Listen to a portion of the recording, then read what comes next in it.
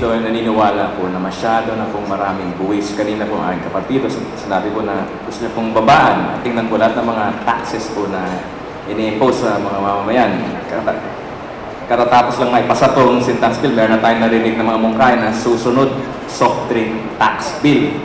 Sa atin po, ang paniwala ko eh, bago tayo mag-invento o magtaas pa ng mga buwis, tingnan muna natin saan napupuntahan. Tanong po kung paano po ma-ensure yung maayos ang pagpapagastos po nito. Alam niyo po, 2 weeks ago, yung OBI, Open Budget Index, yun po yung nagra-rank po sa nagre-rate po ng lahat ng bansa tungkol kung gaano po tayo ka-transparent. Ang Pilipinas po, baksa. Nangangahulugan po na ang pamahalang ito ay pinagkakait po ang impormasyon kung saan napupunta ang mga pondo. Pero marami po tayo nakita mga programa pong pinatawag na CTC o 4Ps. And actually, sa panahon pa ito, ngayon po yata yung pamahalaan na may pinakamaraming pondo, umabot na sa trillions. Sa amin po, gusto lang po natin paglaman transparency po in everything po.